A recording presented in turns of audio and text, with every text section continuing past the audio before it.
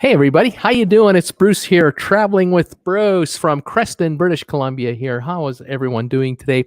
Today's date, May the 20th, 2020. Lots happening today. It just seems that every day I keep looking for cruise news and there's just more coming out all the time. And I figured, I better get on the air now because if I wait another 3 or 4 hours, I might not be able to get everything in one shot. So why not do a video now, a live show, quick update for you. 6 different cruise stories is what I have here at the ready, already ready. And I can fill you in on what I'm seeing already. And if there are more breaking news stories later today, I'll do another video later. What the hey? Welcome to TWB. We love talking about cruise ships, cruise ship vacations, what's happening out there in the cruise world. There is just no shortage of developments, left, right, center, and everywhere else. Just when I think I've given you the latest updates on any one cruise line, boom! Next day, all kinds of more info comes out. It just doesn't stop. So I might as well get into that. Thank you for all of you out there who are following my channel, supporting Traveling with Bruce. Thank you for those of you out there who are subscribing to my channel. I appreciate that. The subscription numbers these days are pretty quiet. I am still having technical problems trying to use my YouTube channel to upload videos. I am only able to upload live shows at the moment. It's now been 9 days, and I'm still waiting for technical help from YouTube, and I have had no contact yet, other than the initial contact. So I'm hoping and praying for something there. I think I'm going to need Google help, and that I have no idea how that's going to work. I don't know how long this is going to take. We could be here for quite some time doing just live shows only. Doing what I can with what little I have, and like I say, it's a struggle when you can only go live, because I'd love to be producing higher quality videos for you with more imagery, but I'm doing what I can, and that's all she wrote. Thank you for giving my videos and my live shows thumbs ups, though. I appreciate that very much. That really helps with the analytics.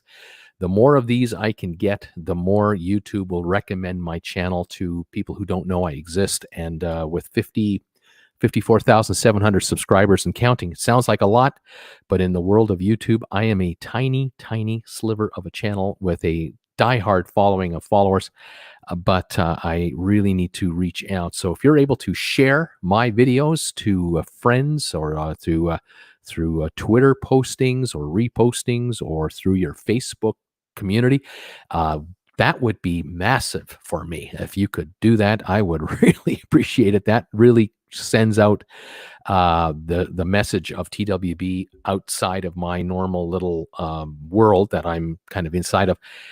So the more reach I can get out there from those of you out there who can share my video either direct from YouTube or through Facebook, great. Think about becoming a follower of my Traveling with Bruce Facebook group page, because with these technical problems I'm having with this channel, I have no idea at any time whether my channel will just stop working, and then I have no way of getting on whatsoever. The only way then I can communicate with you is through the Traveling with Bruce Facebook group page, spelled with 2 L's. I administer that page, so make sure to ask to join. I'll let you in. And also join Jennifer and I, my Jennifer Aniston lookalike wife and I, on Instagram, because we do little updates there as well, and you can stay on top of things and be alerted from time to time when we're up to what we're up to, let you know what we're doing. Thank you, all of you out there who've been picking up some Traveling with Bruce merchandise, like these new face masks that are out there now with all kinds of logos.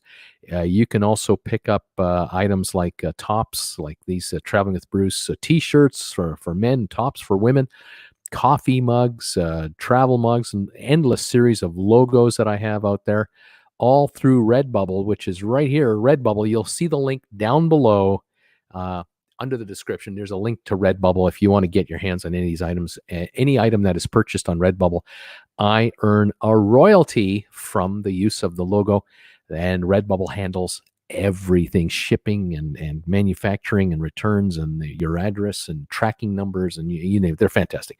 So thank you for all of you who are using Redbubble already and supporting my channel. I cannot thank you enough. Okay, let's get to news of the day. I've got a bunch going on here. Let me grab my notes. I can just refer to them quickly. show you some photos while I'm yapping away as well. The first bit of news is actually about Carnival, the Carnival Magic cruise ship. It is right now in Dubrovnik, in I think that's Croatia. The ship has been attempting to take home, repatriate a ton of their crew members. As of last report, there were 756 crew still to be dropped off.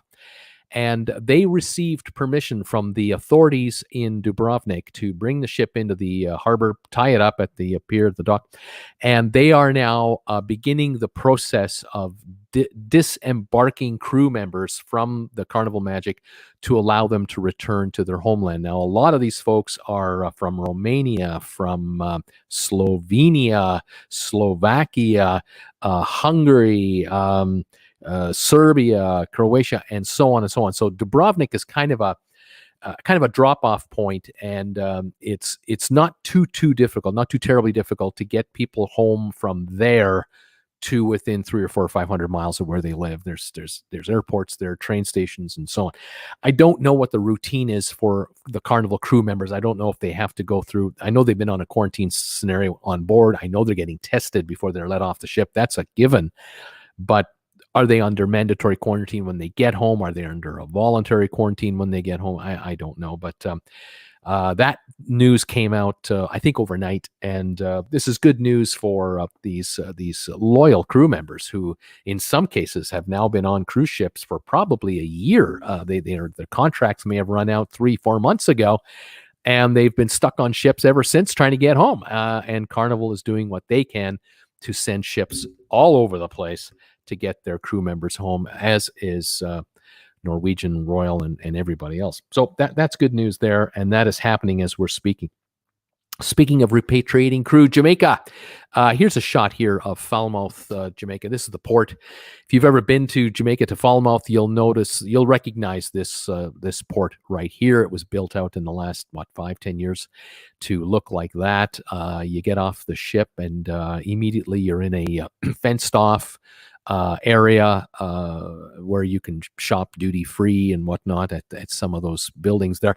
But what's happening as I am talking to you now is that the Adventure of the Seas from Royal Caribbean has landed its ship there, and it is now offloading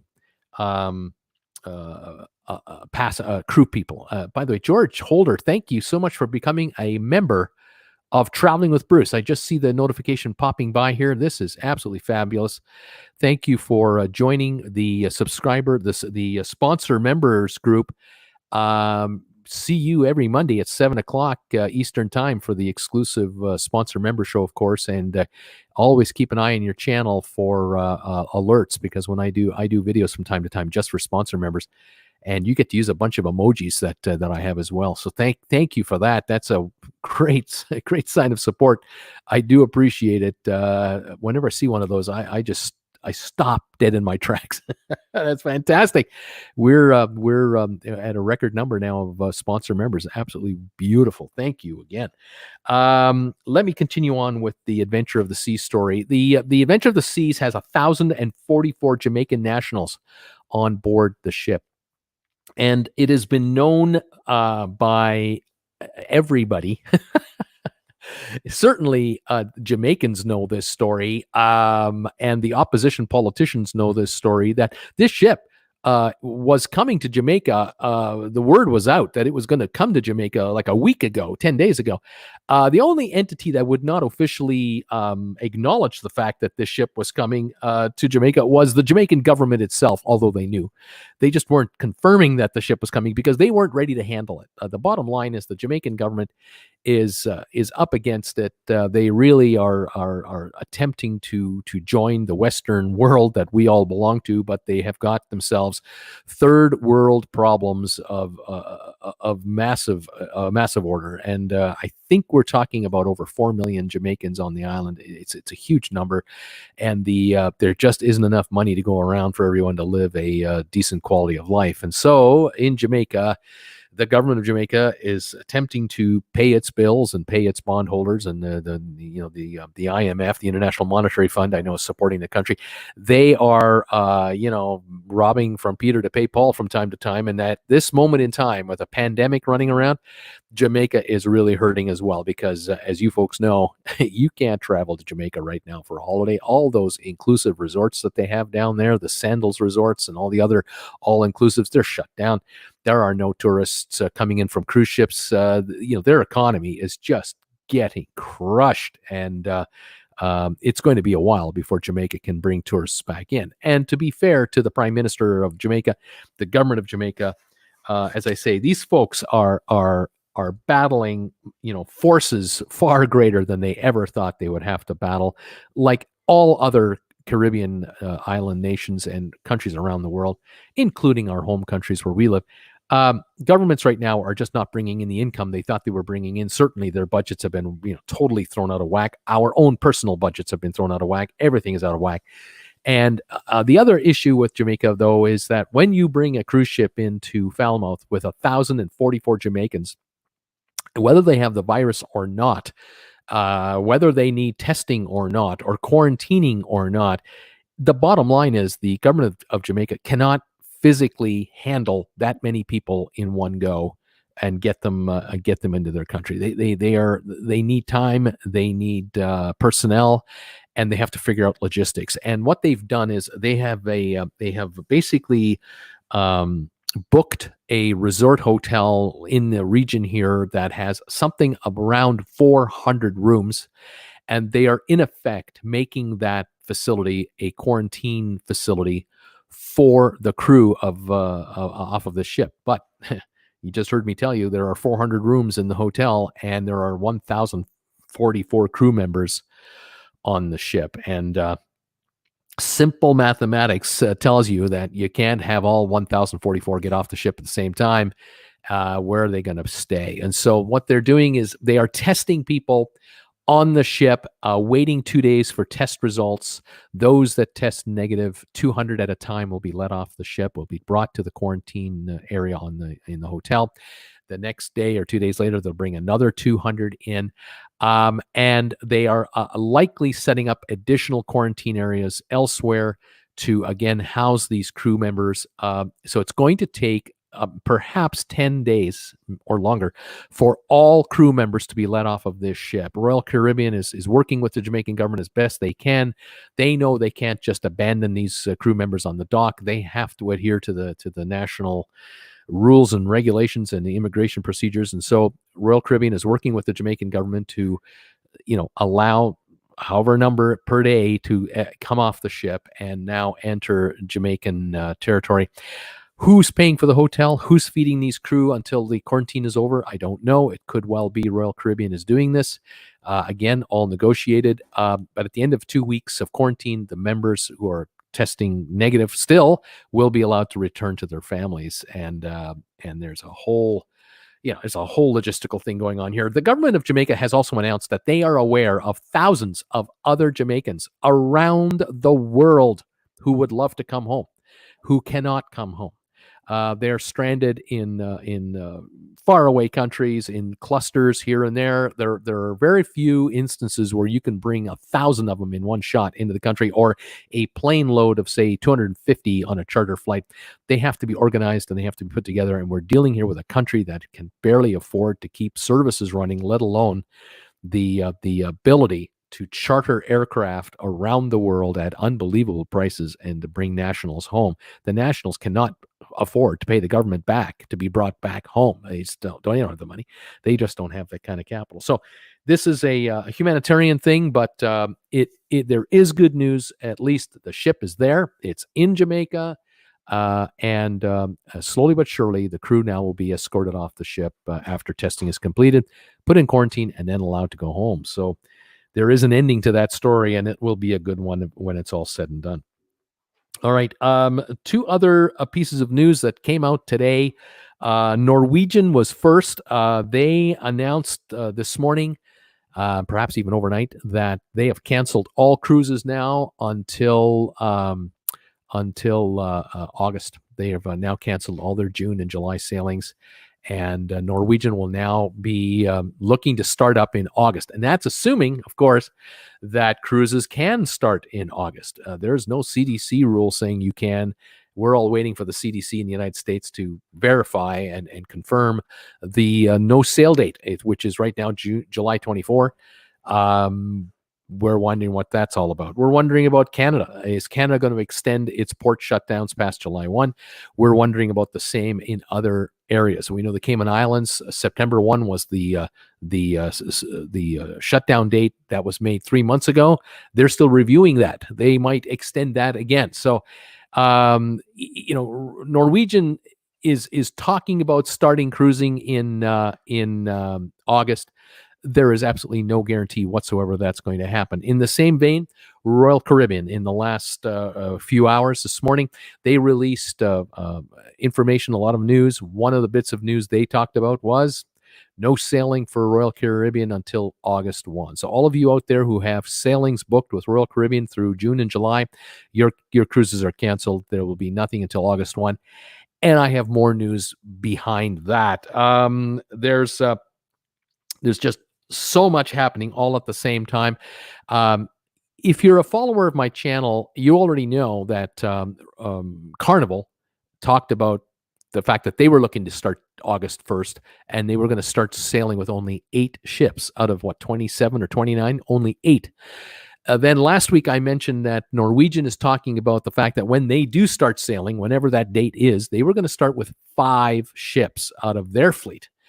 Now Royal Caribbean is announcing exactly the same thing. They're going to start sailing with a handful of ships only, because everyone is going to put their toe in the water to see how this works out. When they get the clearance to start, and if you know me and you know my channel, you know I've been talking about no cruising until 2022. I'm really one of the most pessimistic of the bunch, and I hate to be that way, but right now we're up to August. I know some cruise lines have already canceled all 2020 sailings in certain districts like Holland America.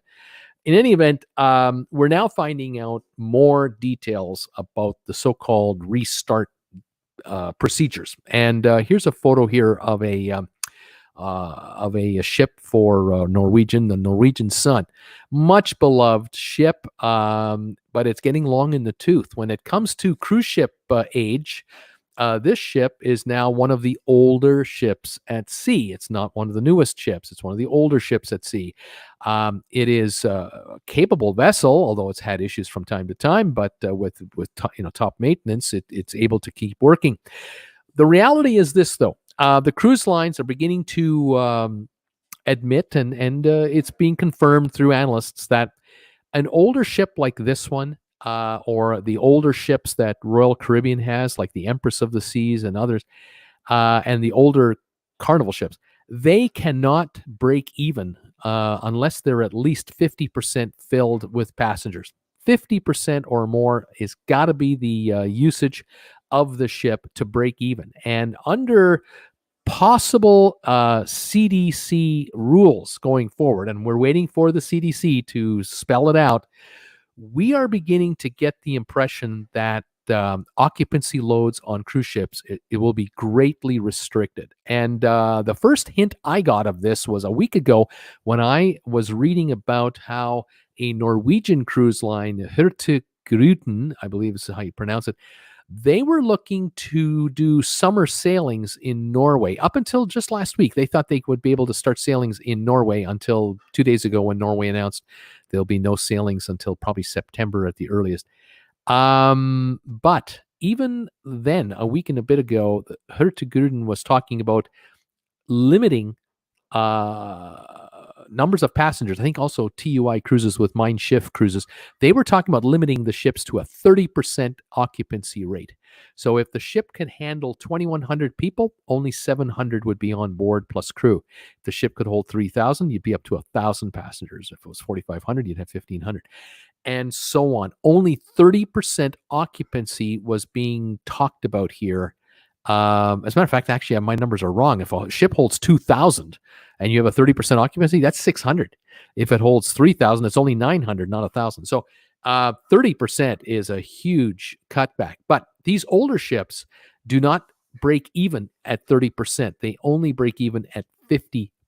occupancy. And the newer ships, and this is where Mein Schiff was thinking for their own needs, and nothing wrong with that. Mein Schiff has a number of new ships that they've received in the last few years, and they run a very efficient fleet. They can make money at 30% or break even and make money beyond that. But 30% or more for the newer ships works. So if you're going to use, say, the Symphony of the Seas for Royal Caribbean, you might hold 6,500 passengers maximum capacity on that ship, plus your crew of 2,200. You're talking about 30% of 6,500 people, 1,950 would be the new number for Symphony of the Seas, Oasis of the Seas, Harmony of the Seas, Allure of the Seas eventually. That is the talk. And 30% or more, you can break even or make money on board these ships. And this is telling me and analysts in New York, bankers, bond buyers, it is entirely possible that perhaps a third of all cruise ships in the water now will never sail with paying passengers again.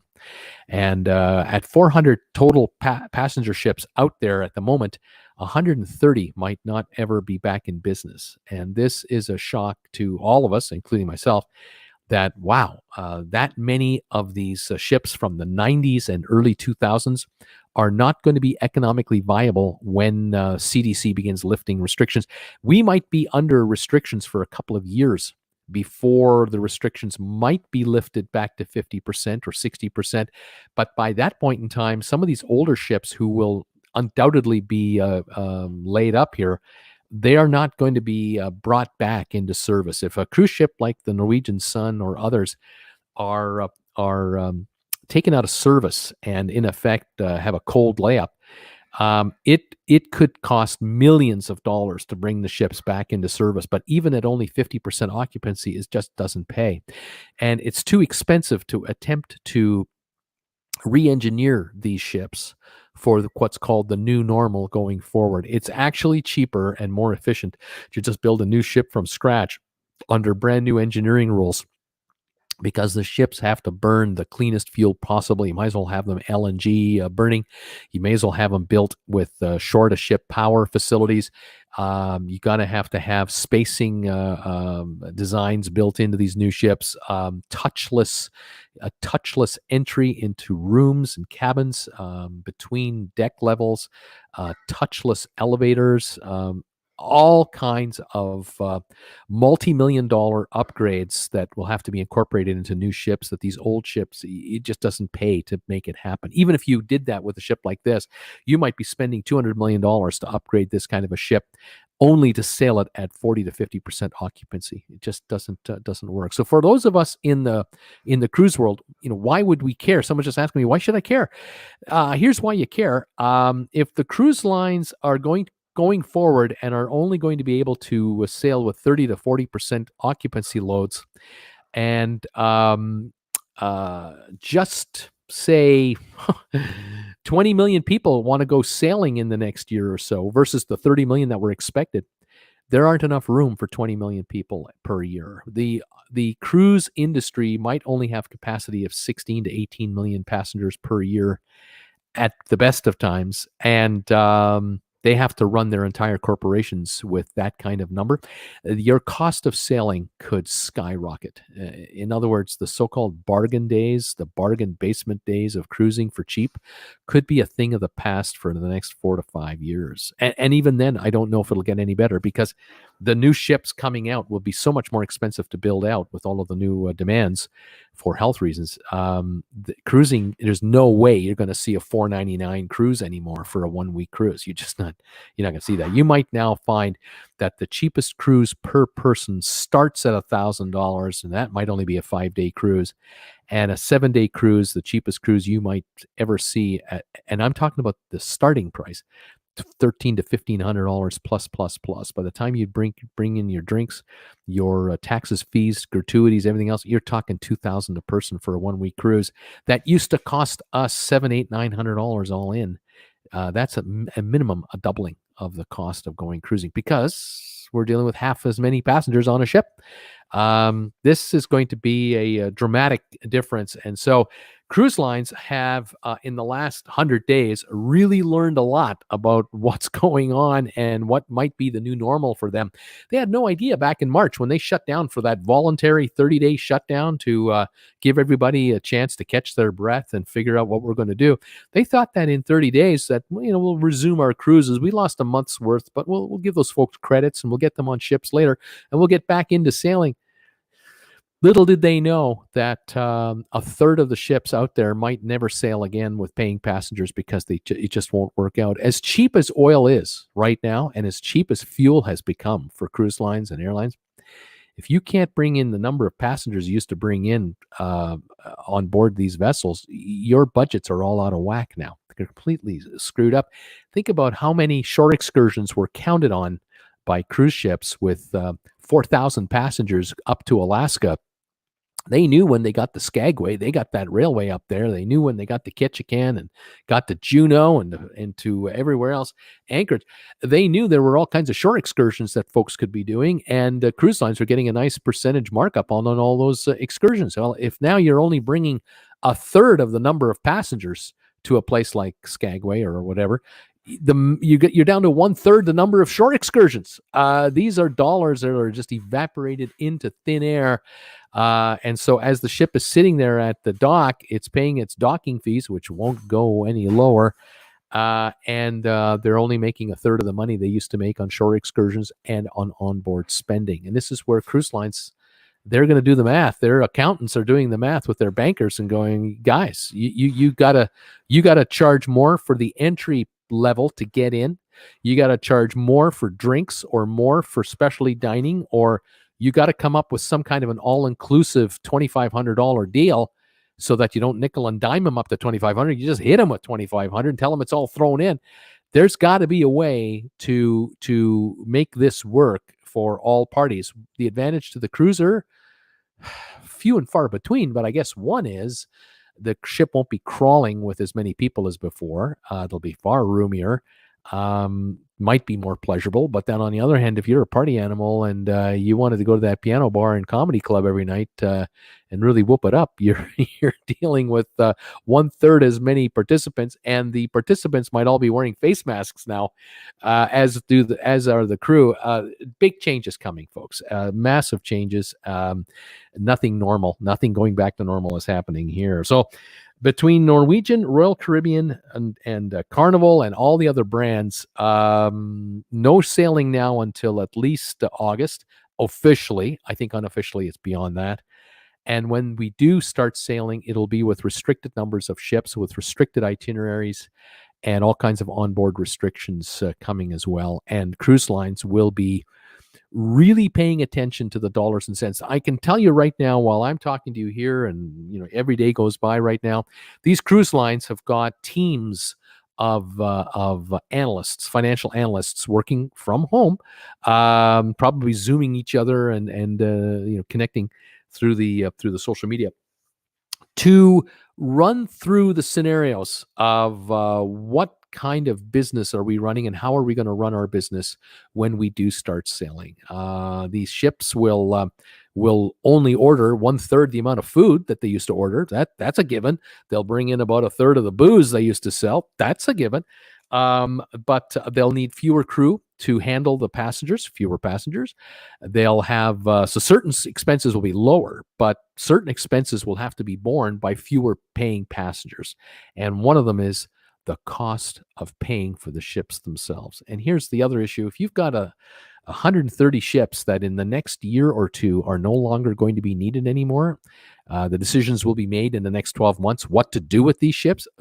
Those in the know in the industry, they know what's going to happen. There's going to be 120 to 130 cruise ships for sale to any taker anywhere. And if a Thailand-based a ferry operator wants to buy a 20-year-old Norwegian ship for $15 million and use it as an overnight ferry runner, maybe Indonesia to the Philippines or South Korea to China, to wherever. We're talking, we're talking Asia, we're talking Middle East, we're talking third world. We might be talking Pakistan to to I don't know where, one point in Africa to another point in Africa, South America to South America. These ships might find themselves a partial life as cheap transport to those who cannot afford high-end travel, and these ships will be beat up so quickly you won't recognize them. Of course, they'll be stripped of all of their markings, they'll be stripped of all of their logos, the paint will be different, and so you might say, that is that a Norwegian? Did that used to be a Norwegian ship? Only if you're in the know will you know that. But these ships will quickly become $2 to $5 million vessels in the third world. And for those of us cruising out of Miami, Fort Lauderdale, Port Canaveral, and elsewhere, we're going to be only sailing on the newest ships made and delivered and modified. But we're going to be paying a lot more to do it.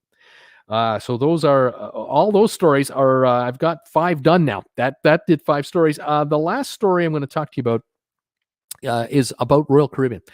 Today they announced their first quarter results to compare first quarter of 2020 to first quarter of 2019, and oh, what a difference a year has made. Last year, 2019, at the end of March. For the first quarter, the Royal Caribbean Cruise Line had a net profit of approximately, where is that number? Just bear with me here. I got all my numbers here. $275 million. They made $275 million in the first 3 months of 2019. For the first 3 months of 2020, they have lost $310 million. So that's a swing of $585 million the wrong direction. And on top of that, the accountants have written off other assets to the tune of $1.1 billion. And so the actual loss that the company is reporting is $1.4 billion in 90 days, the first 90 days. Now, remember, January and most of February, they were still sailing. All was well, or as well as could be expected as things were winding down. But then in March, they did the shutdown and they began to slow everything up. And this second quarter, you thought the first quarter was ugly? Wait till the end of June. Is that going to be right for March, April, May, June? The end of June, when into July, we're going to get the second quarter financials. It's going to be worse. It's just going to be absolutely terrible. Some of the highlights of the report that caught my eye, that I wanted to let you in on was as of March 31st, at the end of March, Royal Caribbean had $2.4 billion of deposit money from its customers in the bank. That represents 55% of all pre-sold cruises that they had up until that point in time. There was more in the bank than that earlier in the year. But by the end of March, 45% of all cruisers wanted their money back, and 55% of all cruisers said, I'll just take a future credit towards another cruise. And part of that $2.4 billion also represented cash for future cruises that have been prepaid for going down the line into 2021, 22, and so on. But the company mentioned that at the end of April now, they had $2.3 billion in cash and equivalents, and that they had raised $1 billion on May the 19th. 19 days later, they raised $1 billion of additional cash by raising $3.3 billion total dollars, and paying out a $2.3 billion IOU that they had to pay off, adding $1 billion to the treasury. That was May 19th. May 19th, they also reported that, again, this is as of yesterday, they also reported they still have to come up with $400 million sometime during this year to pay off another old bond note. And they need $900 million for 2021 to pay off another bond note due then. So they need another $1.3 billion in cash between now and 2021 to pay their mandatory payouts of loans that are due at that time. And so the thinking is that they're going to do an additional fundraising bond offering, which I talked about the other day, to cover that and raise even additional cash beyond that. The thinking here, $1.3 billion is needed. They're going to need another $2 billion beyond the $1.3 billion to pay off these loans. They're going to need another $2 billion to last until 2022. So a $3.3 billion bond offering, convertible bond of some kind, will likely be offered in the street, the Wall Street bankers are thinking 2 to 3 weeks from now, they will likely conclude and issue 3.3 billion of additional notes to pay off the 1.3 billion they owe that are coming due and add 2 billion cash into the treasury on top of the cash they have now. And with a burn rate of $275 million a month going out the front door, they need 3 billion a year to stay alive for as long as this goes. And it's already been 3 months since back when. Now, back in March, they were burning $1 million a month because they were a fully operational corporation. Now they're burning $275 million a month because they've laid off employees. They've stopped new builds. They've stopped refurbishments. They've let go all kinds of head office staff, furloughs, you name it. I mean, they're cutting everything and anywhere they can to bring this number down as far as possible. But even with all the cuts, they've gone from burning 12 million a year to be in operation to burning 3 billion a year to not be in business. And so how important is it for Royal Caribbean to sell cruises to you and I for 2022, 2023? Extremely important. All the cruise lines they own, like Royal Caribbean, Celebrity, Azamara, and others. Royal Caribbean is pushing their agents, sell. They're doing promotions like crazy, and they're hoping that their cancellation rate will stay as low as possible, and that people won't take their money back. That they'll just take a future cruise credit going forward. And so far, at only 45% refund rate, that actually isn't that bad, but it looks very dicey out there overall. I will say that I mentioned it last night at the end of my live show. I don't know if you caught it or not, but Carnival, the Carnival Corporation, which owns 9 cruise lines, Holland America, Princess, Cunard, P&O, Costa Cruises, and others.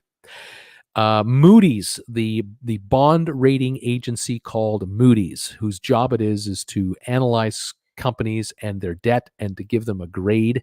They have indicated that Carnival Corporation's bonds are now rated as a triple B, which is called junk status in the bond market business. Bond traders now officially refer to Carnival bonds as junk bonds, which means that the likelihood is you can probably, if you're a mutual fund or a pension fund right now and you're a bond department, your bond department could buy on the open market Carnival bonds that were issued a year ago, 2 years ago, 5 years ago, that are still out there, still waiting for maturity. They could acquire them at such a low price that their yield, the return on their money, is at least 15%, if not 20% interest. Now, the original buyers of these bonds did not get 20% interest when they bought the bonds. When they first bought the bonds, they paid $1 today to get maybe 3.5% interest for 5 years. And at the end of 5 years, they've received 3.5 cents interest every year on their dollar, and they get their dollar back at the end of 5 years. Today, that bond is purchasable for perhaps 60 cents. So someone can buy that bond for 60 cents and get $1 for it when the bond matures, if Carnival can pay out the debt when the bond is payable, when the payout date comes. If it were in the next 6 months, yeah, Carnival has the money. But if this bond still has 3 years to go, it was issued 2 years ago for a 5-year deal, it's got 3 years to go before Carnival has to buy that thing back for $1 on the dollar. The gamble now is, will the company be sailing? Will they be sailing with a positive rate of return? Will they be sailing and breaking even? And will they be able to borrow enough money to replace old debt and roll it over into new debt? Will a banker lend them money 3 years from now? Or will they sell enough old ships off to be able to buy these bonds out? There might well be 10 old cruise ships in a grouping that Carnival has with all of their little subsidiary cruise lines. Might be 2 Princess ships, 2 Holland America ships, a Cunard ship, a couple of Carnival ships. These ships might be pooled as an asset collection, and they borrowed the money 2 years ago for 5 years on those 10 ships that 2 years ago were each 15 years old. In 5 years, at the end of the maturity of this note, those ships are 20 years old. And the value of a 20-year-old cruise ship is nowhere near what it's valued at the day it was sailing. So can they borrow money on 20-year-old cruise ships that may not be sailing anymore? If these cruise lines, like Carnival, wants to retire those 10 cruise ships, just for an example, this is all hypothetical, but if they want to retire those 10 ships because they're the oldest ships in their fleet or part of the oldest ships that they're operating, and they just want to get rid of them, they try to sell them for $10 million each. They raise $100 million.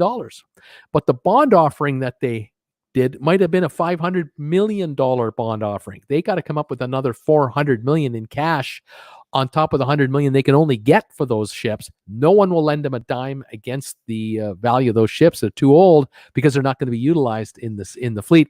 So now Carnival has to find other assets that it owns to borrow against to pay off these old ships that he just offloaded. If they were an American-based corporation and they were paying U.S. taxes, they could theoretically just write off the loss of these ships against their possible income and not have to pay tax. But right now, these cruise lines are not making a dime of money, and they're not expected to make any profits for a couple of years at the least. The big hope right now for the cruise lines is that they can sail sooner rather than later, stop the bleeding sooner rather than later, and get to break-even status as soon as possible. A year from now, year and a half, 2 years, at least break even, which means that they can pay their interest, and they can carry their debt loads, and they can carry their staff, and they can pay for the fuel and give everybody their product, give people their sailings. And then going forward, utilizing only their newest ships and getting top dollar for cruises, that they start actually making a profit. And it is the profit going forward that the cruise lines will be utilizing to buy back these bonds at maturity to satisfy their bankers. And as I say, a banker may say to, like a pension fund might say to their banker, hey, look, I don't mind buying cruise line bonds, but I only want to buy cruise line bonds that pay a good interest rate and have the newest ships as collateral. I don't want any collateral that's older than 15 years or longer. I don't want anything old, because I only want to put my money into the company backing their latest, newest ships that can operate at 30% capacity and still break even. Well, out of the 500 ships that are out there, there might be 200 to 250 of them that are in that neighborhood. There might be 100 that are in that gray zone, and then the last 100 or so are definitely too old to matter.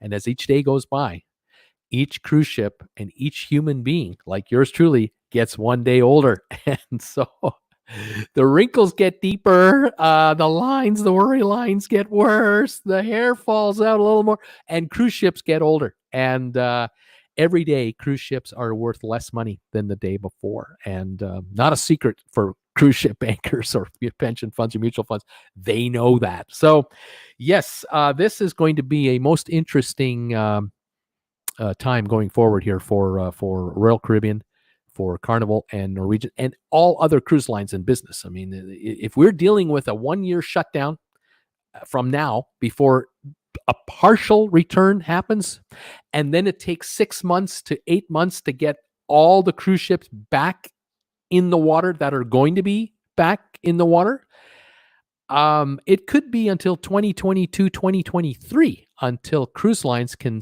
definitively say to their bankers, based on what we have and where things are standing and this virus that we had way back in 2020 and all the things we did to combat it and all that, by the third quarter of 2023, we will be making money again.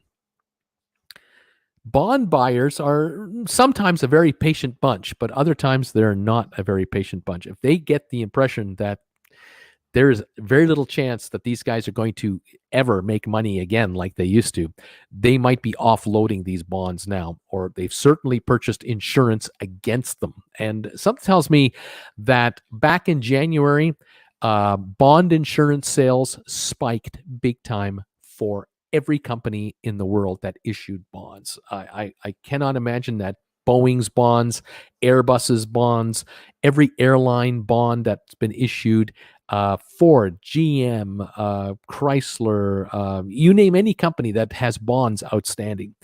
insurance is out there for these bonds, and something tells me that every holder of significance, especially pension funds for teachers and firefighters and paramedics and city employees and government workers, federal pension funds, state pension funds, city pension funds, all of them have insurance against their bond portfolios. And those premiums have done nothing but go higher while all of this is going on. So, folks, when they talk about opening the economy, there's a lot of wishful thinking happening there, that opening the economy with no one dying would be a great thing. There's also a lot of wishful thinking about opening the economy and business comes right roaring back like it was before, and everyone can make money again. But then there's the hard reality, and the hard reality is the cruise lines, any cruise line, you name the cruise line, will not be the same going forward, even if we start sailing in the next 3 to 6 months, because they'll be smaller, they'll have fewer employees, they'll have fewer customers, they'll be bringing in less money overall, and they can't possibly make the kind of money they used to make with 500 ships at sea, or whatever the number was up until the shutdown. Same thing for airlines. I did hear this morning that the president of a publicly traded company that leases airplanes to airlines, he too admitted that out of the 26,000 airplanes globally, over 5,000 of those planes might never fly again with a paying passenger, because we're talking about 18 to 25-year-old airplanes, as well as all the new ones that have been parked all over the globe. Airlines are coming back bit by bit by bit. And an airline, if they know what they're doing, and they generally do, they will start flying only their newest airplanes. The most fuel efficient planes go into the air first. And they will run those to capacity before they bring on additional aircraft. They will only bring in the newest planes with the highest efficiency ratings first.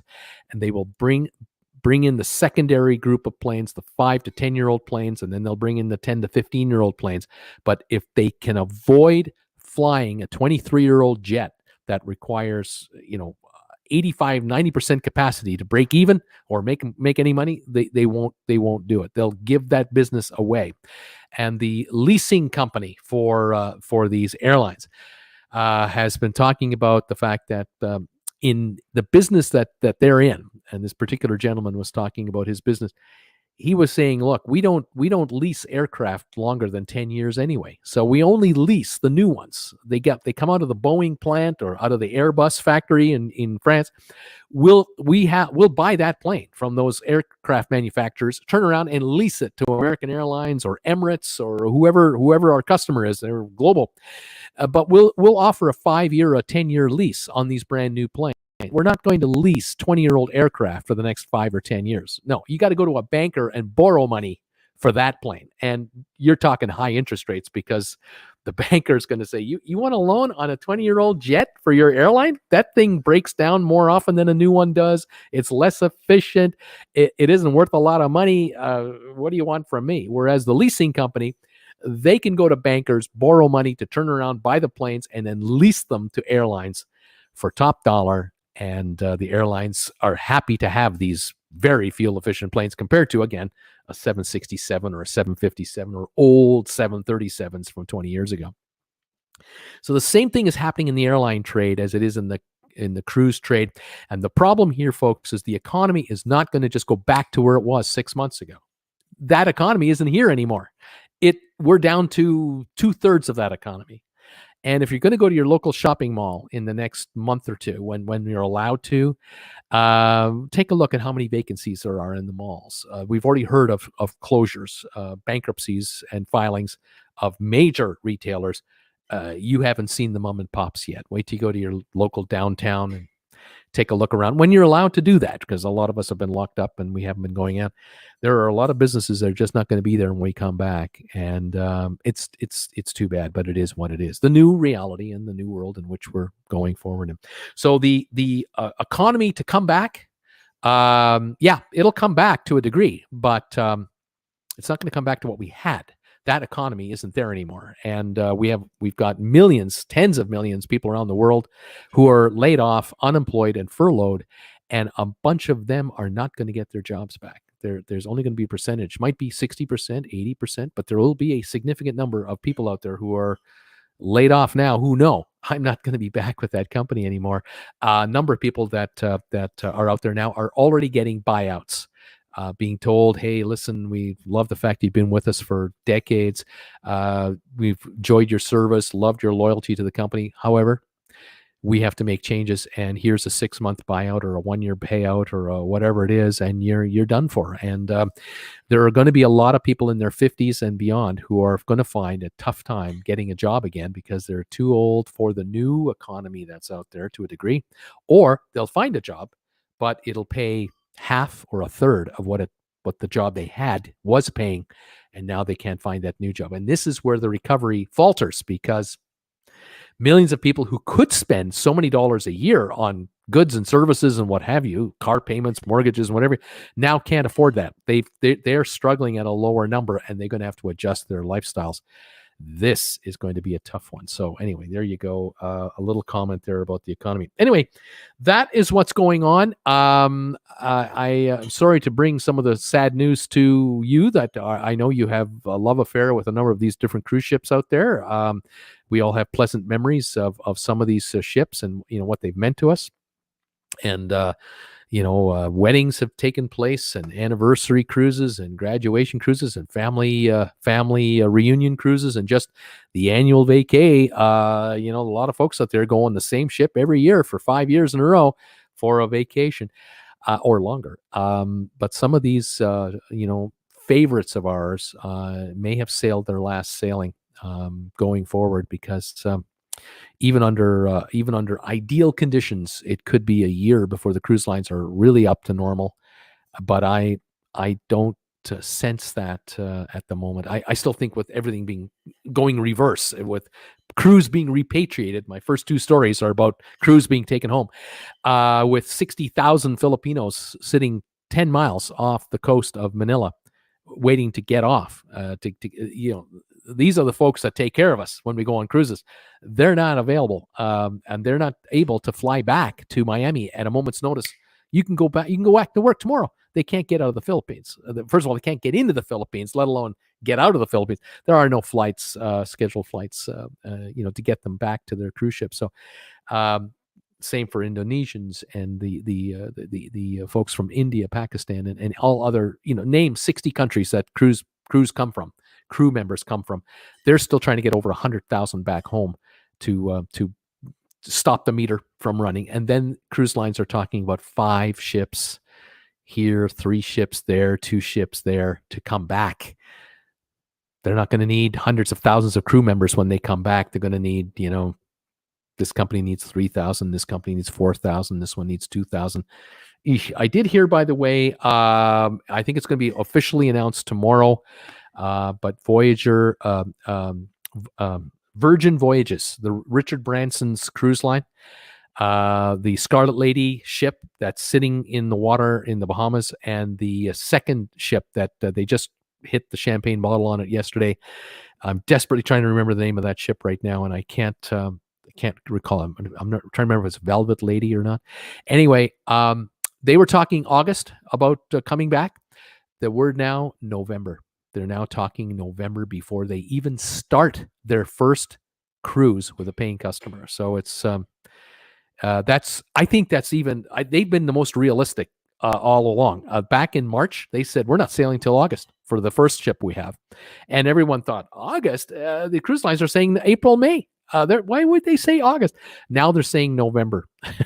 I think it'll be longer than that, but they're being realistic. The big 3, Carnival, Norwegian, Royal Caribbean, they're still trying to talk August 1 now, but they're now all talking August 1 rather than one talking June, one talking July, and one talking August. They're all talking August. I think that all of them are not going to be sailing in August. I don't think so. But the CDC will tell us what the rules will be and how it'll go, and then we'll find out if the paying passengers will be willing to subject themselves to this kind of a holiday. So there you go. There's I think. Thank you for being here, guys. I really appreciate it. I see Gene here.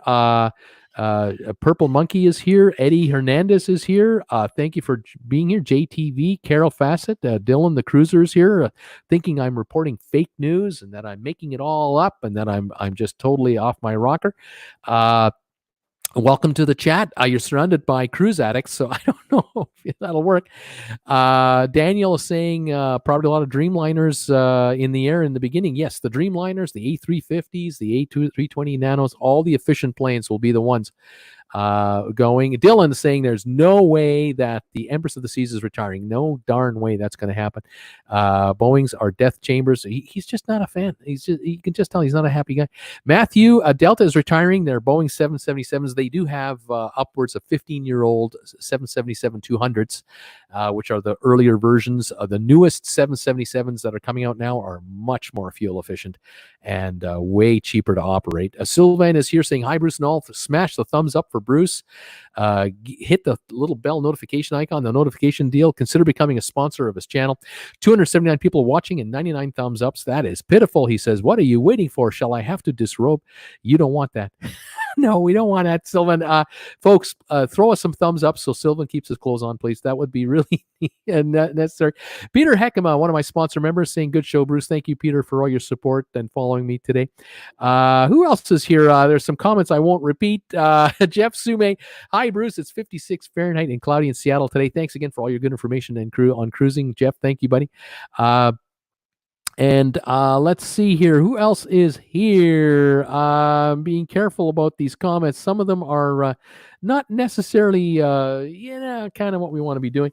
But in any event, if you're still allowed to make those comments, good on you. But in any event, some agree, some don't. There's a lot to think about going forward. There's a lot to wonder about going forward. But I'm pretty sure that a lot of you out there, a lot of you who are frequent watchers of my channel or perhaps occasional, you probably know someone that got laid off or furloughed, or you know someone that knows someone, and you talk to them honestly about what their thoughts are about coming back, and you know what they're thinking. There are a lot of folks out there who have this gut vibe that I'm never getting my job back. That job I had, they've eliminated it and they're not going to hire back. There are so many folks right now who are working from their homes who never thought they would ever work from their homes and are realizing, I can actually do this job, or 90% of this job I can do from home if I set up a home office to do it in,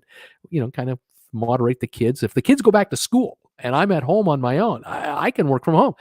Well, a lot of office managers and a lot of corporate senior executives have figured that out too. And the downtown core of many a world city, and I'm not talking just Canada, the USA, I'm talking the planet, the so-called age-old commute that we've been used to, cramming into subway cars or onto buses or driving to work and back, I think we've got changes coming, massive changes coming to that world. I think this world has just gone digital in a big way, wireless in a big way, stay at home in a big way.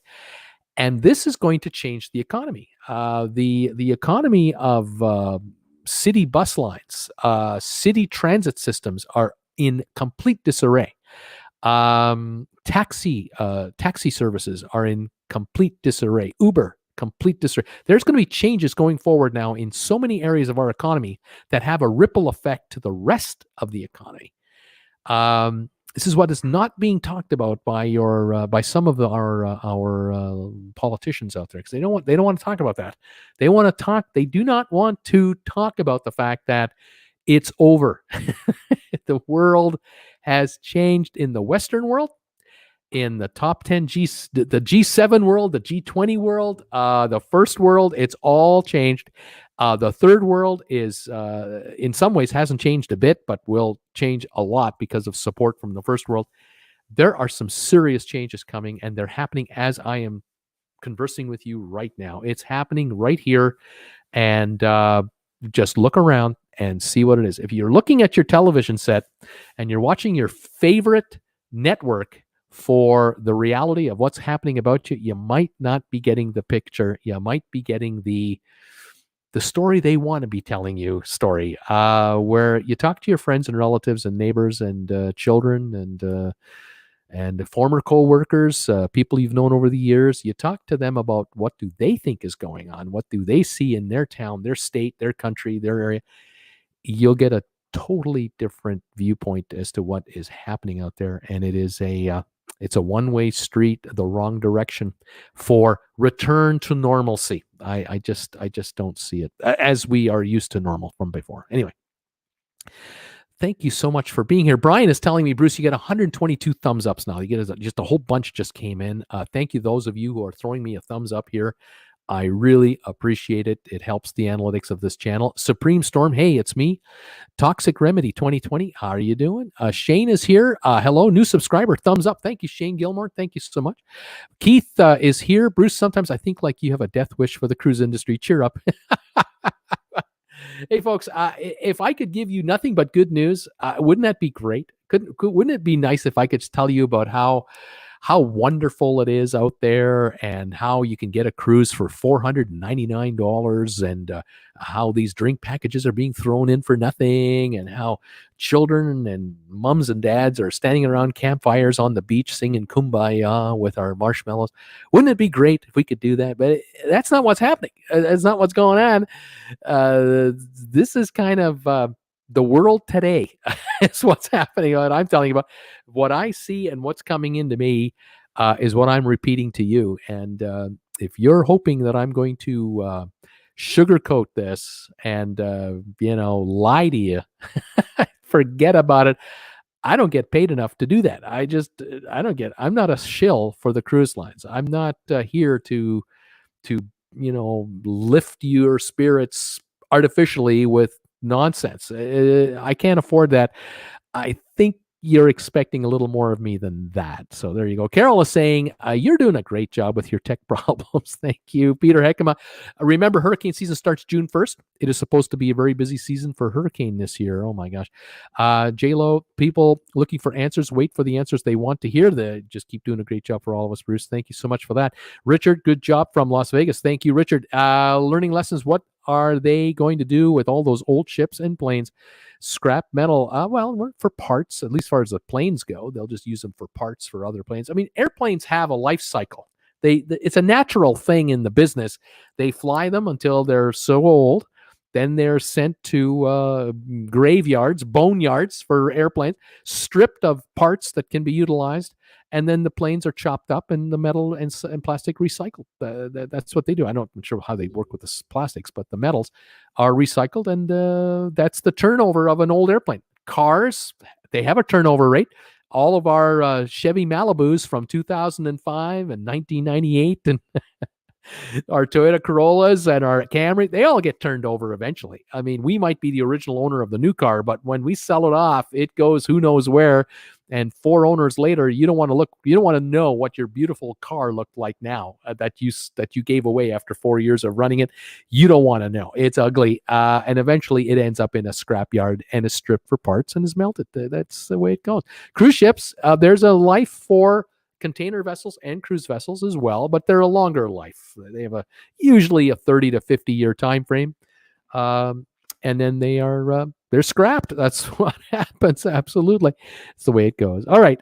Who else? Fire alarm, how-to guy. Welcome. Hey, Bruce, are you going to do a video call with Dawn from Dawn's Family Vacations? I am a new subscriber. I have let it be known directly and indirectly to Dawn and to a number of YouTubers. Anytime you want to be on my show and hang out with me in front of my viewers, you're more than welcome. I would love nothing more than to have Dawn and I have a hangout together.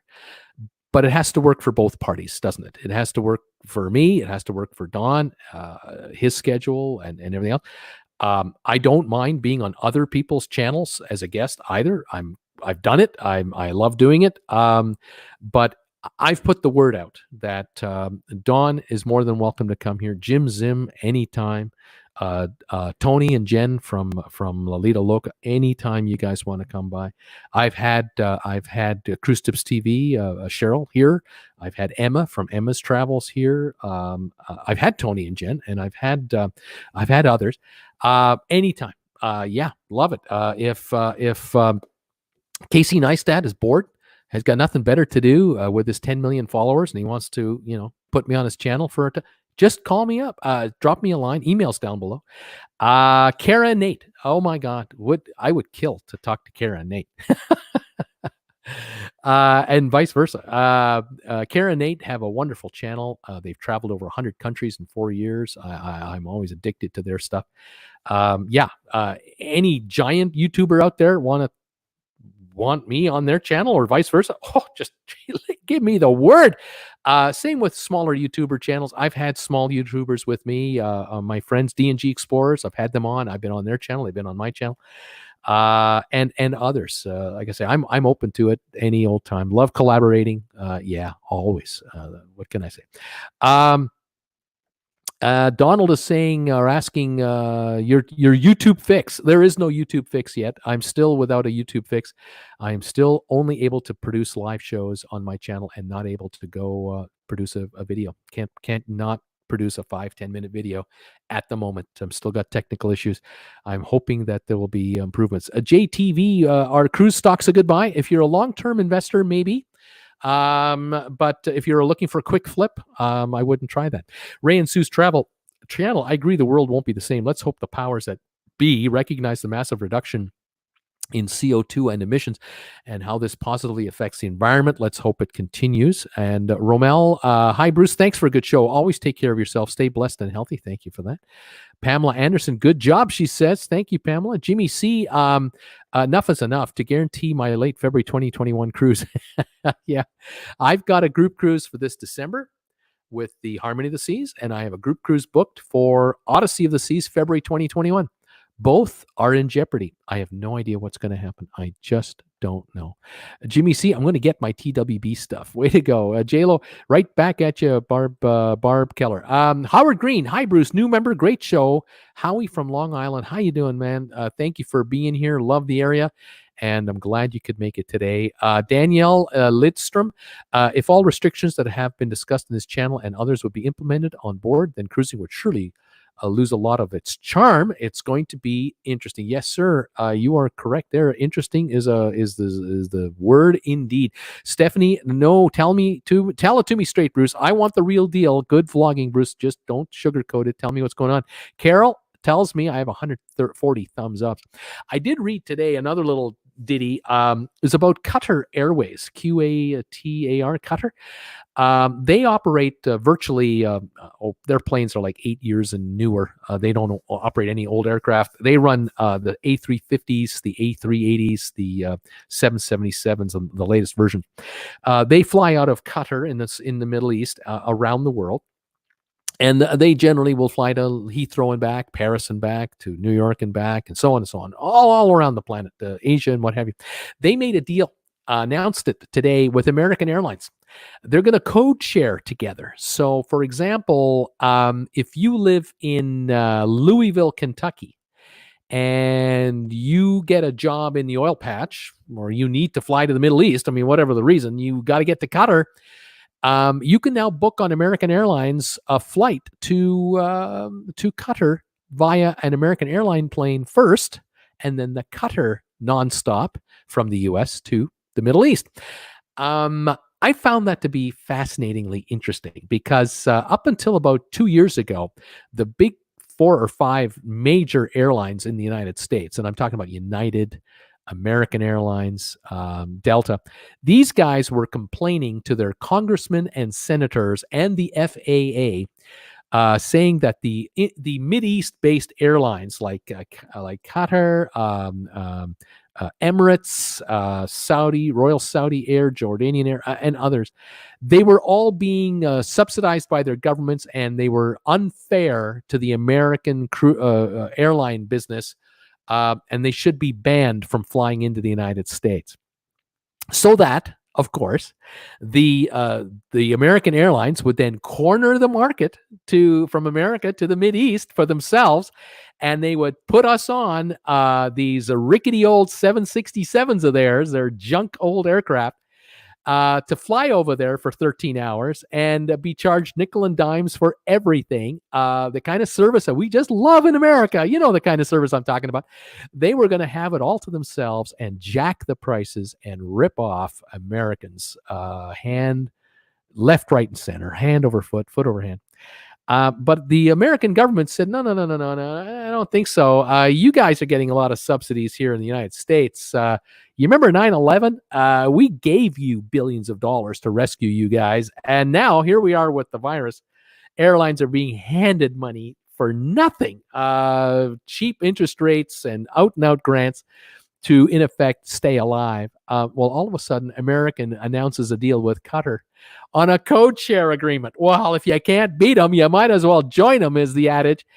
Because American flying at 5% occupancy, they figured out, you know what? we should do a code share with these guys. They've got brand new airplanes, and they're flying from New York to Qatar, Boston, Washington, Chicago, Seattle, San Francisco, Los Angeles.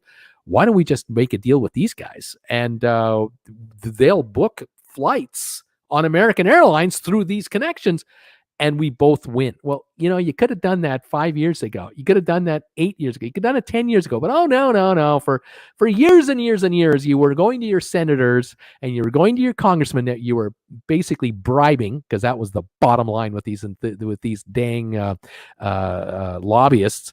They're bribing these guys with benefit, like campaign contributions through all these PACs and super PACs and everything else, to try to drive these Middle East carriers out of the market so they could corner the market for themselves and nail it to the American consumer. Well, there you go. Isn't it funny how that all comes out? You know, I just don't have any love for certain airlines. American-based airlines are not friends of the consumer. I don't know if you've noticed that as a consumer. Have you noticed how you get nailed for your baggage fee? It used to be $5 or $10 a bag. Then it went to 15 a bag. Then it went to $20 a bag. Then it went to 25 a bag. Now it's up to $30 a bag. Now they want to charge you for carry-on luggage fees. If you notice that, yeah, if you're old like me, you remember the 70s, 80s, and 90s when it was all included. And now you know you're being nickel and dimed by every airline. And how many are left? They've all been run out of town. The big airlines have bought up the little guys, and they've cornered up the U.S. market all for themselves. And those of you who know, if you're not out of New York, you're not flying out of the big hubs, you know how few choices you now have to fly your airlines. And your local congressman that was elected 15 years ago, not the current one, go back, and your senators might be still there from 20 years ago, might not. They signed off on this. They allowed the airlines to consolidate and drive out of business all the regionals. And now there are the big 4 or 5 airlines, and Americans are paying dearly and will pay going forward dearly for the new normal in the airline business. And welcome. They got what they wanted, and they want more, and it's unbelievable. Anyway, I thought that was a most interesting comment from Qatar today. An interesting announcement. Quite amazing. Peter Heckham is saying it's a beautiful 87 degree in Tarpon Springs today. Beaches have reopened and they're crowded, mostly with Floridians. Not too many tourists here. Limar Kipu, 57 degrees, partly sunny in Chicago. Love Chicago. I got an Alaska cruise in mid-August on the Ovation of the Seas. I hope I could go. Chicago loves Bruce. Bruce loves Chicago, but I'm telling you, you're not going on an Alaska cruise this year. You're not. It's over. British Columbia has already said it in advance of the federal announcement. Don't bother coming here, and that means all the BC ports, the British Columbia ports, they're going to be shut down. They're not going to be open all summer. There will be no Alaska cruises at all this year that include a port visit to a British Columbia port, and all cruises out of Seattle must have a stop in BC. So it's just not going to happen.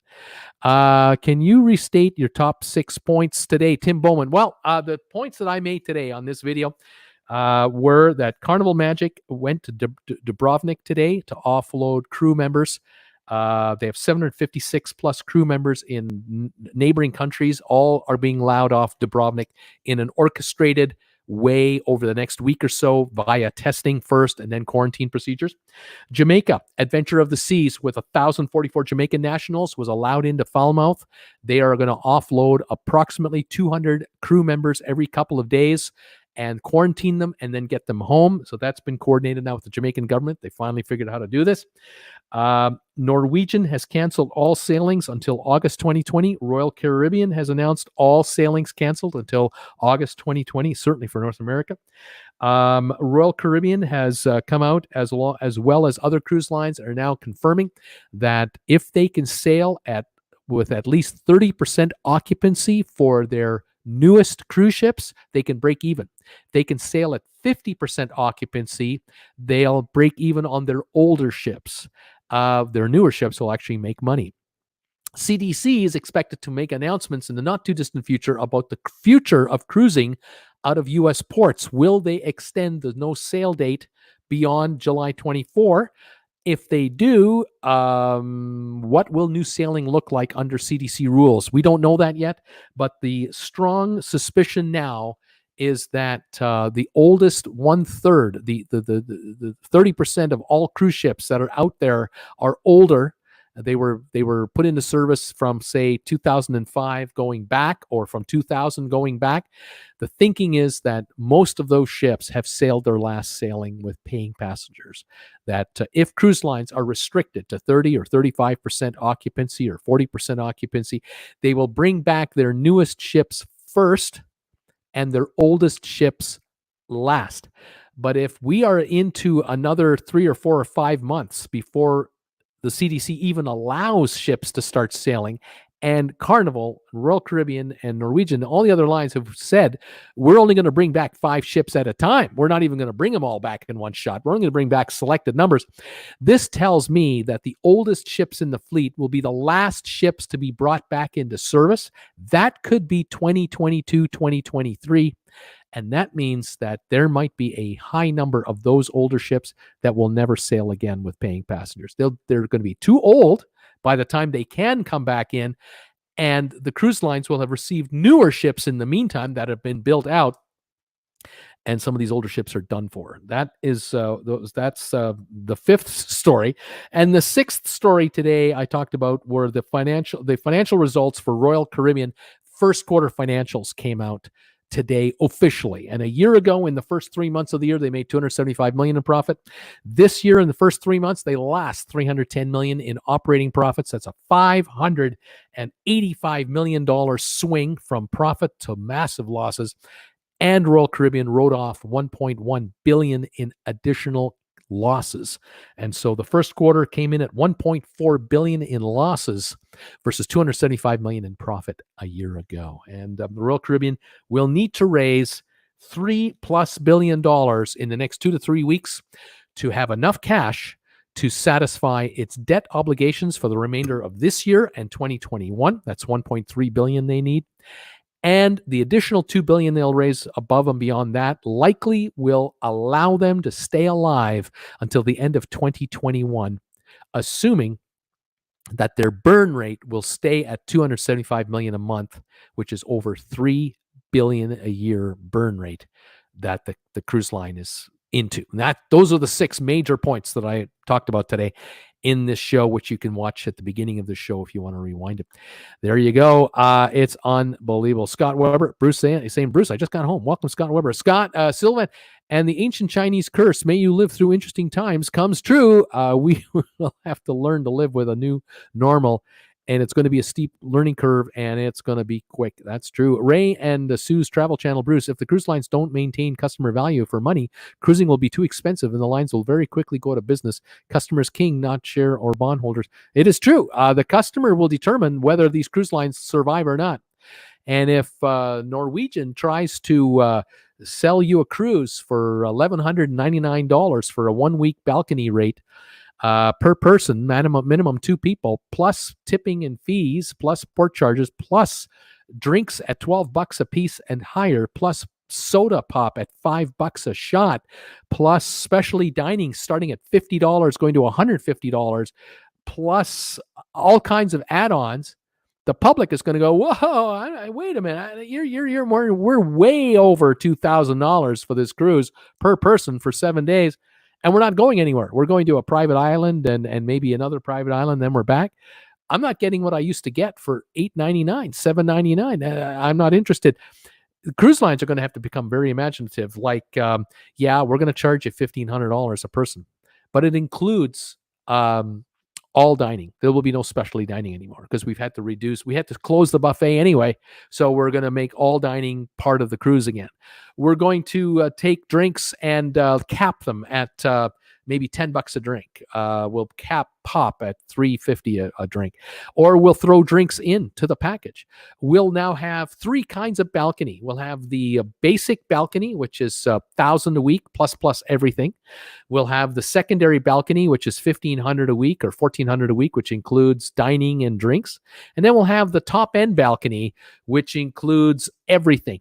One shore excursion per stop, beach toys at the private resort, drinks, specialty dining, reservations for best seating at shows, on and on it goes. And that one will run the highest price. They're going to have to come up with a whole new business model, and I don't know if it's going to work. That's what I'm talking about. It's really going to be something. Penny Howard is saying, hey, I'm here. Welcome. Sorry, I'm late. Welcome. Wanda is here saying, hi, Bruce. Jake is saying Qatar has been code sharing for a long time. They've actually been talking about pulling out of the agreement. Carol, you used to be able to upgrade to first class for $50 at the check-in counter, no matter who you were. Those are the good old days. Yes, indeed. Kay, and the 60s, including a steak dinner. That's right. You used to be able to get a steak dinner in the cruise all the time. Peter, Bruce, I remember when you got all dressed up to fly on a plane. That's right.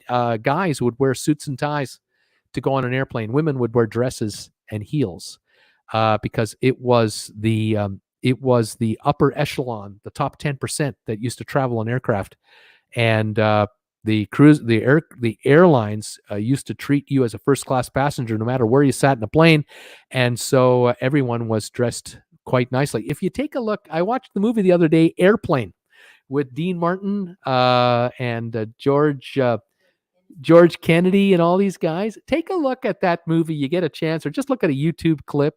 Take a look at the clothes they were wearing. It was supposedly a flight from Chicago to Rome. That was the supposed flight. Take a look at all the passengers on that plane, including the children. There was a little snarky kid that knew everything. Take a look at the clothing they were wearing in the middle of the winter to fly to Rome in 1971. You want to know what? And that's not the old days from the 50s. We'd already landed on the moon, you know.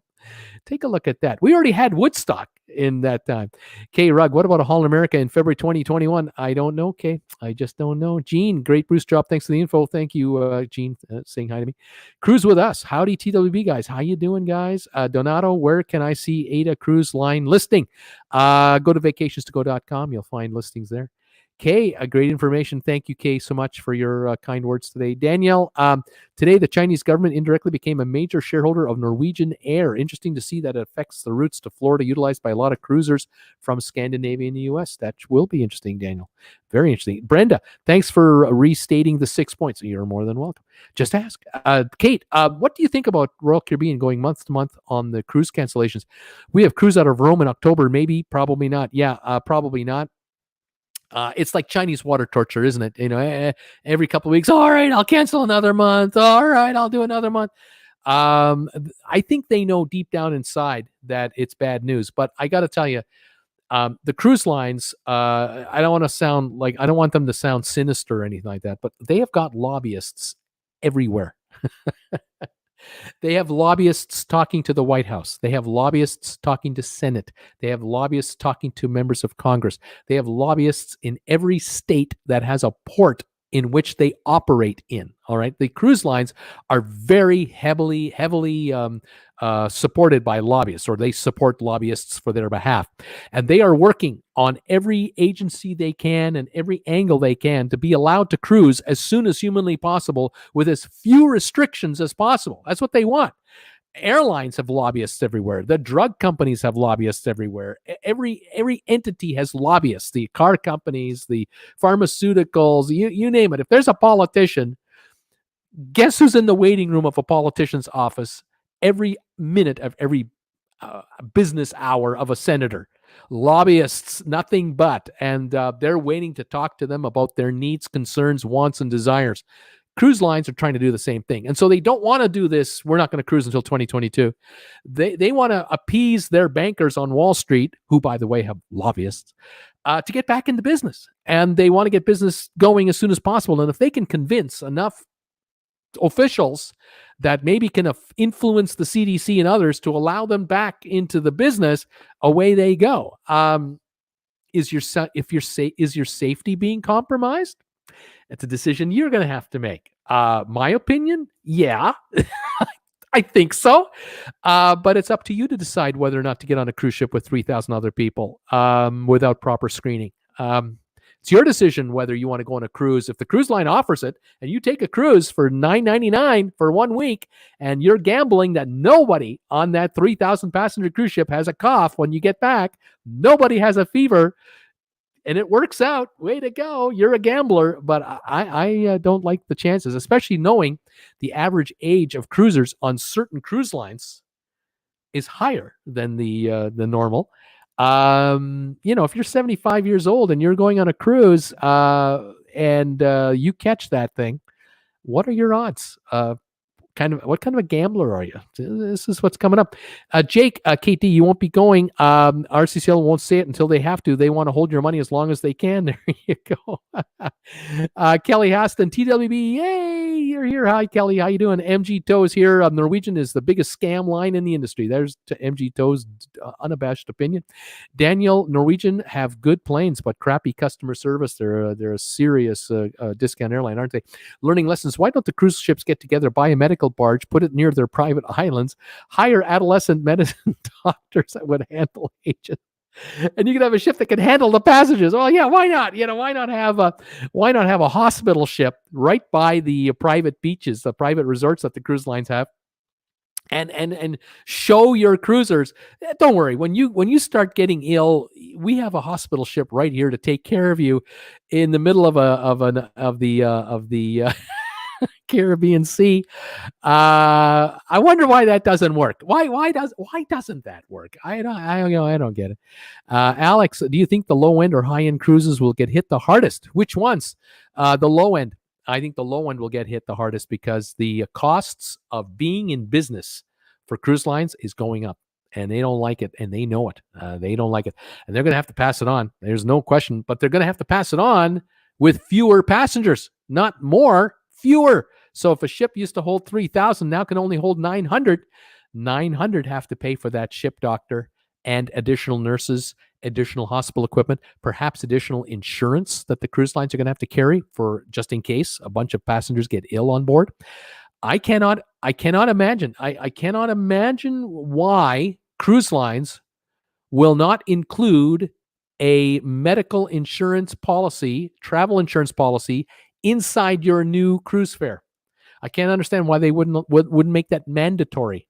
Just add it, because they can buy it in bulk. Even if only 900 are on the ship, you're buying 900 policies in one go.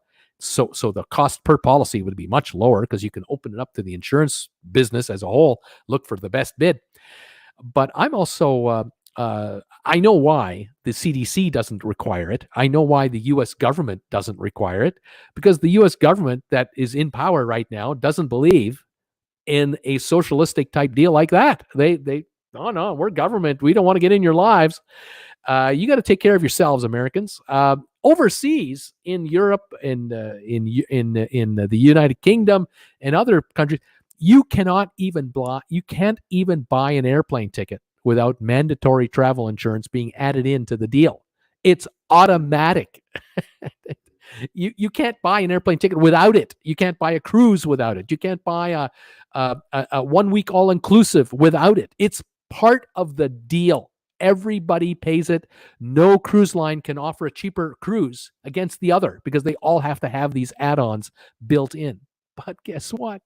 You get ill on a cruise ship in Europe as a European, your covered for your treatment and repatriation and emergency evac, and on it goes. Not in America. It's the wild, wild west, man. Stub your toe, you pay, baby. Julie, my son took me on a Norwegian cruise last year, the elite package, and it was my birthday gift, and it cost $10,000. Yes, Julie, we know. You can go on some 6-star cruises for more than that, and they're wonderful. Oh, they're wonderful. There are going to be changes, but there have been people paying $5.99, $8.99, $7.99.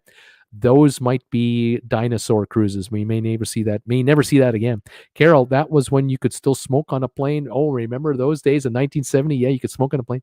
Anna, airport, not airplane. Yes, airport, not airplane. Airplane. You watch the Airplane movie and what they're wearing. They had interesting clothing, but airport with Dean Martin. Was it the Haley book? Very, very interesting to see how they dressed back then. Jake, yeah, those two cannot be compared, but even the folks in Airplane were dressed up. And they got a meal. That's right, Jake. They got a meal. The best time to cruise would be 2023, says MG. Tom Henry, just received the Royal Caribbean cancel notice and link to submit for refund. Done. Response says 30 to 45 days for refund. We shall see. Yes, sir. Allison Pickering. Hi, Bruce, from Allison and Joseph in Los Angeles. Welcome, you guys. Beautiful LA. Nice to have you here. Brenda, you said the old ships would be the last, but I cruised on the Carnival Inspiration for New Year's. The only new ship Carnival had were the 2 old ships. What do you think for Long Beach? Well, Long Beach, they've got the Panorama, which is a brand new ship. And Carnival owns Princess Cruise Lines, and the Royal Princess has been using LA, or had been using LA, which is only a 3-year-old ship or something like that. There are new ships coming, of course, but the old 1995 Carnival ships might be done for places like Long Beach. They might replace them with ships with balconies, because if they're restricted to 900 passengers and they have to have a balcony as a minimum for accommodation, goodbye to the cruise ships with no balconies. They're gone. They're done for. Can't retrofit them. We're going to have to see what happens. Allison is saying, keep up the good work. Thank you so much. Jackie, we are booked on a transatlantic Celebrity Constellation on October 31. Do you think it'll be canceled? Chances are good, because I don't know if there'll be any flights by then. And quarantine scenarios when you get to Europe and back, by air or ship. I mean, right now you arrive in the UK, you're going into quarantine for 2 weeks. Jeffrey, I don't know how I got along without you, Bruce. Thanks for all the great info. Thank you, Jeff. Thank you, Jeffrey, so much. Daniel, I have August 16th sailing on the Epic from Barcelona. Still wants me to make final payment before July 5. Surely that cruise isn't going to be happening. Sorry, NCL, no payment for me. Yeah, I don't like the odds of that cruise happening either. National service should be required for cruisers. There you go. SL says. Confidential. What is it? Confidency. Would you invest in a cruise company right now? Only if you're thinking long term. But you may want to wait until the cruise lines really talk about when they're coming back. I would really like to know, from a certainty point of view, when will cruising really occur? Then let me see what the state of the business is. Because if it's a year from now, the shares could be right here. It could be lower. I don't know. We'll have to wait and see. Ray and Sue's Travel Channel, Italy and Spain are starting to talk about lifting travel restrictions. Suggest it won't be long in Europe before restrictions are lifted. Cruise lines waiting in the wings. Summer dollars await. Yes, I'm hearing talk of that, but then I'm hearing about land transportation only, like rail. Then I'm hearing a possible lifting of certain flight restrictions, certain numbers restricted on airplanes, but cruise ports with thousands and thousands of passengers, not yet. Allison, hi, Brenda. As a fellow Southern California person, I'm hoping they put more new ships in our area. I'm tired of these old ships. Right on. NCL Joy was gigantic. LA departure itineraries are just starting to get interesting and more varied, she goes on to say. National service should be required for cruisers. Same comment as before. Bruce, you're 64? Yeah. I'm 64. I'm old. I'm ancient. I got a face for radio. Julie, Bruce, first timer from Nashville. I love your show, Julie. I love you. I love folks from Nashville. That's a bucket list city of mine. I would like to get to. Kind of like to see the area down there. They tell me you have a good time down there. Joshua, Carnival was a good investment at the end of February. Julie, yes. Anna, Daniel, we have a sailing transatlantic in October on Norwegian Escape. doubt that it's going to happen, but they haven't canceled yet. Daniel, Anna, yep, they are taking it month by month, waiting for mine to be canceled as well. Donato, you're 64. I'm 64 too. This is the year of the song When I'm 64 by the Beatles for us. That's true. Julie Holson, thumbs up for Bruce. Carol says, you've got 157 thumbs ups right now. Guys, thank you for these thumbs ups. There are 266 of you watching me right now. Please do me a favor. Hit that thumbs up logo and tell YouTube to promote this channel by doing just that. Airport, surely you can't be serious. Surely you can't be serious. Tim Bowman, Holland America, Koningsdam is based on the West Coast now. Brenda, thank you, she's saying. Thank you, Brenda. Allison, we don't sail Carnival, so only have San Pedro. And she says San Pedro Port in Norwegian, Celebrity, and San Diego, Holland America. Allison saying it's cheap to get stock now, and with 100 shares, you get onboard credit if you ever get back on the ship. I agree with all of that. Kat D, does the CDC have a timeline to tell the cruise lines what the new restrictions are going to be? One would assume that all has to be done before they sail anywhere. Yes. One does have to assume it. And the CDC will be working hand in hand with the Coast Guard. They'll be working hand in hand with port authorities. Certain ports can handle certain situations. Other ports cannot. Do you want to allow cruise ships, for example, do you want to allow 6 cruise ships a day to come into Miami with 2,000 passengers per ship, 12,000 passengers that get off, and 12,000 passengers arriving to Miami that are going to get on the same 6 ships every day, 6 days a week? We're talking about 168,000 people a week coming in and out of Miami to take a cruise. There's Port Canaveral, 30 miles north. There's Fort Lauderdale, then Port Canaveral up by Orlando. We're talking about millions of passengers a year who have been everywhere, who have been meeting with family and friends and coworkers and traveling through other cities, bringing whatever they've got in their particulates to the city. Do you want to do that? Do you want to allow that much in such a concentrated area as the port area of downtown Miami? The airport, car rental counters, hotel counters, restaurants in downtown. We're talking about a lot of risk taking without a vaccine anywhere in our future at this point. They are talking the talk about a vaccine, but it's a year or two out at the earliest. How are we going to handle that? I don't see answers yet.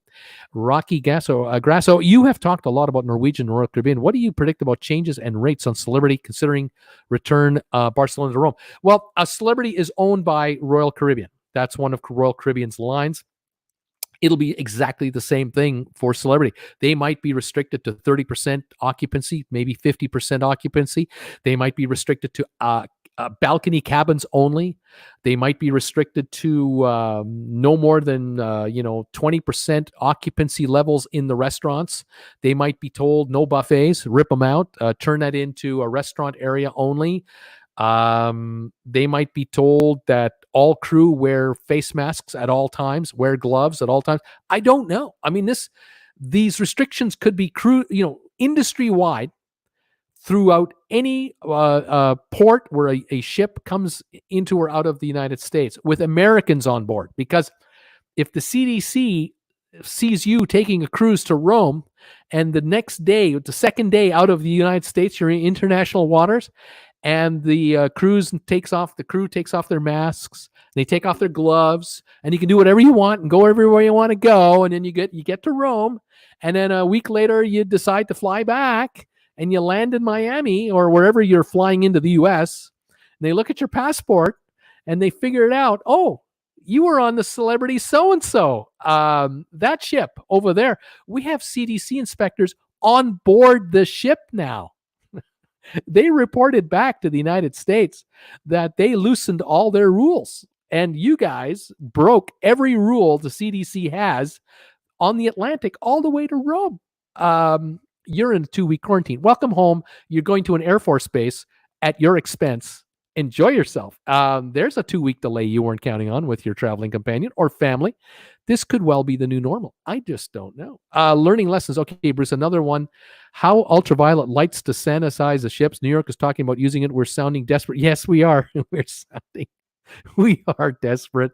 There are a lot of desperate people talking about a lot of desperate things. This is a virus, and it's a killer. It's a deadly virus for all ages, and it's mutating. That's the other thing we don't talk about. It's mutating like all viruses do. They evolve quickly. The virus we create might not be effective 3 months after it's created. We need another one, and that might take a year. I don't know. It's there's such uncertainty, folks. Scott Weber, Allison Pickering, San Pedro will not see ships until October, so maybe then we should be okay. Normally, no summer cruising out of LA anyway. Alex, Bruce, have you ever taken a world cruise? That's my bucket list. I have not. That would be something. I don't know if I could handle it. I don't know if I could handle being on a ship with my beautiful Jennifer Aniston lookalike wife for such a long period of time. She might kill me. That's the issue, you see. So I might have to go with somebody else, but I can't do that. You see, she won't let me go with anybody else. So there's the dilemma, you see. Yeah. What can I tell you? Stephanie, Bruce, my fiance is coming from Malaysia soon. If he flies into Houston, he will have to quarantine Houston, or can fly to Louisiana? You're not going to be able to quarantine with him. So, if he's able to land, he might be in quarantine for 2 weeks before you see him. I don't know how this is going to work. I just don't know. Self-quarantining, I don't know how this is going to go. Fly to LA. Stephanie, I don't know what to tell you here. Scott Weber, I need to go. I'll catch you on reruns. Thank you, Scott. John Weir, but please don't call me Shirley. That's right, Shirley. Please do come to Nashville. I imagine artists that are working on Carnival Cruise Line just got a message from Carnival. I'm sure. Allison, fingers crossed we get ships in SP and LB. What's this here? Julie, and looks like one of my artists will be back at work in August 2020. Carol is saying, Bruce, you got 183 thumbs up. So you got another like 30 just came in because you wonderful people are hitting those thumbs ups for me like I ask you to. Thank you, all of you who are doing this. I really appreciate it. Peter Hickam, I cannot even think of a logistic involved in getting these cruise ships back sailing again. I think once the CDC gives its okay, it'll be months before cruising will start. I think so too. I think the CDC is going to come up with the rules, whatever they are. Whether the cruise lines buy into or not, I don't know. Then certain ships might have to be retrofit before they're allowed to sail. That could take 3 months, 6 months. I don't know. That could cost $1 million a ship, $5 million a ship, $2 million a ship. I don't know. Certain ships will be worth it. Certain won't be. There's just so much going on. I tell you, there's so much to worry about. Ray, no. Use disinfectant to sanitize ships. Don't drink that stuff. Danielle, Peter, they really uncertain now. I have 4 cruise next rewards on my NCL account, but I won't book anything now new before the whole situation is more stable. Carol saying, always say doctors on board need lawyers, laughing out loud. Wanda is here. How you doing? Appreciate your information, Bruce. Yes, so much uncertainty right now. Janet, Baker, I have a friend who makes Windex shots. Gotta try one of those. Oh, man. Guys, thank you so much for being here with me today. It's been an hour and 40 minutes. I was kind of thinking this would be a 20 to 30-minute video, but it didn't turn into that today. So much to talk about, so much to wonder about, so much going on at the same time everywhere around the world. This is not a US or Canada or UK issue. This is a global situation. And there are 22 ships in Manila Bay right now trying to drop off, I think, 40 to 60,000 Filipino crew members. Cruise lines are they're what's the word I'm looking for? They're decruising. They are disembarking everybody. They are not gearing up to get back into business. They're gearing down to stay out of business and cut their costs. It's obvious everywhere. It's happening in Jamaica, Dubrovnik, the Philippines, Indonesia, India, Southampton. There are cruise liners, cruise ships everywhere taking crews home and stopping the bloodletting that they're going through, keeping them fed on board these ships. So, guys, there will be no cruising in the near future. And the cruise lines are bravely talking about starting up in August. I don't see it happening. I can't see how they can get their crew back to their ships by then anyway. Allison, thanks, Bruce. Catch you later. David, Daniel, traveling with Bruce. Big thanks to you, Bruce. Great, interesting stories always. Thank you. Julie, if you go to the NCL, check out $1 Million Quartet. That's a great show. Gray and Sue, stay safe, healthy, everybody. Keep the faith. Cruising will return. JLo, I can't imagine anyone with the staff or guests starting to have flu-like symptoms once out at sea will mean the ports will deny entry. A cruise to Norway, nowhere, basically. That's exactly right. Alexis, am I going to be cruising in August, the last week of the month? No, I don't think so. Carol, thank you. 199. Come on, we need one more thumbs ups. Jim Riley saying same thing. Let's give Bruce a thumbs up. Fingers crossed. NCL Bliss Alaskan cruise in August, paid in full. Nope, not going to happen. You're not going cruising in August this year. You're not going to Alaska. Flaps Down Aviation. Hello, everybody. Sorry I'm late. Flaps Down. You just got here in time to say goodbye. You'll have to watch the rerun today, but I appreciate you coming by to see me. Terry, we have the Royal Caribbean cruise November 15th on Oasis. Do you think it'll happen? I doubt it. I'm more doubtful than hopeful. Thank you, Bruce Donato. Flaps Down. We got 200 thumbs ups for Bruce. This is awesome. 9 thumbs down. That's 209 total thumbs. That's not bad. That is getting more reaction to the show. I will get more traffic to the channel with 200 thumbs ups. Hopefully on the rerun, people will be watching me, watching me beg for thumbs ups. We might hit 300 or 400 by the time we're on the air later tonight. Wouldn't that be great? Thank you, everybody. Carol, thank you. 203. Alexis, why are they still telling me it's a go? Because they just haven't got around to it. They're short-staffed. They've laid off people, but they're not. You're not going to Alaska. Julie, great show. Penny, Somerville, SC, South Carolina says, please have a great evening and stay healthy. Thank you, Penny. I would like to say from Creston, British Columbia, where it's starting to get really cloudy out. It's going to start raining this afternoon. Stay warm, stay safe, and stay healthy out there. Watch your social distancing. Keep the faith. Keep an eye on my channel for updates. You never know when I do the next one. And everything cruise lines are doing indicates they don't expect to operate anytime soon. Very true, Anna. You got it. You are absolutely right. No doom and gloom, just reality. That's what's going on. Julie is saying, thanks. Thumbs ups for Bruce. Flaps Down Aviation. Is there a trivia next show? I'm hoping to do trivia tomorrow or Friday. I'm trying to say it. The next day or two, you'll never know. Just keep an eye on my channel, but trivia in the next 24 to 48 hours, we'll do a trivia show. Alexa saying, thank you. Las Vegas Corner, August 1st. Good luck, and we'll see what happens. All right, guys, there it is. I'm out of here. Thank you for being here. We'll talk to you next time at any time. Keep an eye on my channel. Thanks for subscribing. Thanks for supporting my channel any way you can. And we'll talk to you later, everybody. Bye for now.